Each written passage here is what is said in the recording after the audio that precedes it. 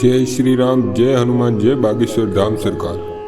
दोस्तों, आज की वीडियो में हम आपको बताएंगे कि नियमित हनुमान चालीसा का पाठ करने से हमें क्या लाभ होता है और हमें हनुमान चालीसा का पाठ कैसे करना चाहिए और कब करना चाहिए और इसकी क्या विधि विधान होना चाहिए और क्या भोग होना चाहिए और कितनी बार हनुमान चालीसा का पाठ करना चाहिए जिससे हमें हनुमान चालीसा का फल प्राप्त हो। सबसे पहले मैं आपको बता दूं कि हनुमान चालीसा पढ़ने से क्या लाभ होते हैं। जब आप हनुमान चालीसा का पाठ करते हैं तो आपको क्या क्या चीजें प्राप्त होती है, लेकिन जब आप हनुमान चालीसा का पाठ शुरू करते हैं, जैसे मैं आपको आगे बताऊंगा कि उस पाठ करने के बाद में आपके घर में कितने भी भूत प्रेत की बाधा होती है, उन सभी बाधाओं धीरे धीरे प्रभावहीन होनी शुरू हो जाती हैं। और प्रभावहीन का मतलब होता है कि उनमें जो शक्ति थी और जिस शक्ति से वो अपना प्रभाव दिखा रहे थे, वो नकारात्मक शक्ति का प्रभाव आपके ऊपर, आपके घर के ऊपर दिखा रहे थे, वह प्रभाव धीरे धीरे शून्य होना शुरू हो जाता है। और एक ऐसा समय भी आता है जब वह नकारात्मक शक्ति पूर्ण रूप से शक्तिहीन हो जाती है, यानी कि आपका किसी भी प्रकार से नुकसान नहीं कर पाती और फिर वो नष्ट हो जाती है। तो पहला फायदा यह होता है हनुमान चालीसा का निरंतर पाठ करने से।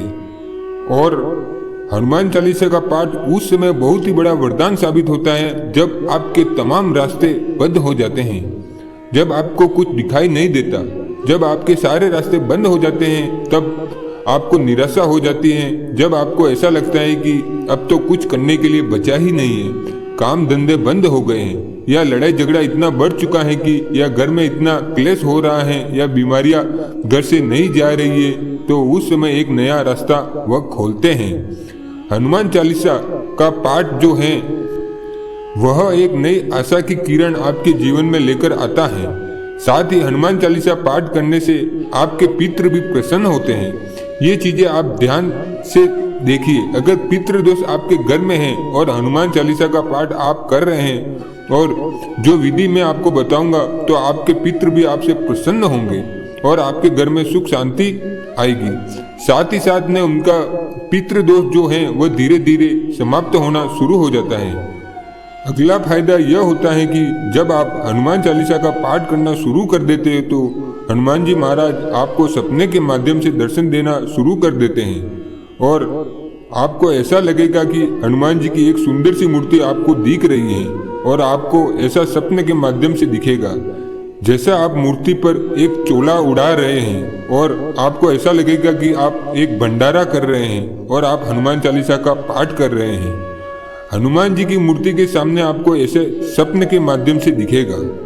अगला फायदा यह होता है कि नियमित हनुमान चालीसा का पाठ करने से आपको आध्यात्मिक मार्ग में आप धीरे धीरे चलते चले जाते हैं और आपको हनुमान जी एक सही रास्ते पे पहुंचा देते हैं। हनुमान चालीसा से जो प्रभाव हैं और जो फायदे हैं वह अनगिनत हैं। तो अब मैं आपको बता दूं कि हनुमान चालीसा का पाठ जो है आपको कैसे करना है, क्या विधि विधान है।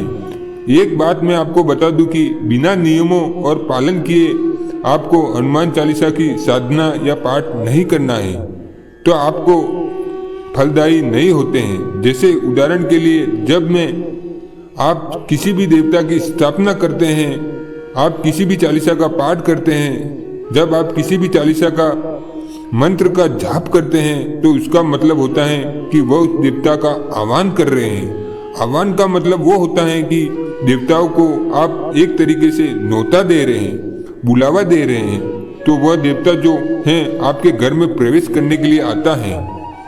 और हनुमान जी जो आपके घर में आएंगे तो नकारात्मक शक्तियों को हटा देंगे, पर आपको घर में तामसिक चीजों का प्रयोग उस समय नहीं करना चाहिए। इस चीज का विशेष करके ध्यान रखना चाहिए। तामसिक वस्तुओं का प्रयोग बिल्कुल भी नहीं होना चाहिए। उस घर में हनुमान जी बिल्कुल भी नहीं आते। आप कितने भी हनुमान चालीसा का पाठ कर लो, कितना भी सुंदर पाठ कर लो, आपको हनुमान जी नहीं प्राप्त होंगे जब तक आप नियमों में नहीं चलेंगे और नियमों का पालन नहीं करेंगे। आपको तामसिक चीजों का पूर्ण रूप से आपको परहेज करना होगा, तब जाके हनुमान जी की आप सेवा कर पाएंगे। दूसरा नियम यह होता है, जब भी आप हनुमान चालीसा का पाठ करें तो मंगलवार को कम से कम एक ब्रह्मचार्य का जरूर पालन करना चाहिए। और आपके किसी के भी प्रति आपके गंदे विचार, गलत विचार अपने दिमाग में नहीं लाने। और हनुमान चालीसा का पाठ आपको किसी नदी के किनारे या हनुमान चालीसा का पाठ आपको किसी मंदिर या अपने घर पर मंगलवार के दिन आप कर सकते हैं। हनुमान चालीसा का पाठ आप शुरू करें तो 3, 5, 7 या 11 या 21 इस प्रकार संख्याओं में आपको हनुमान चालीसा का पाठ करना चाहिए। दूसरी बात, कभी भी हनुमान चालीसा का पाठ करें तो कोशिश करें कि एक समय पर करें, एक आसन पर बैठकर करें।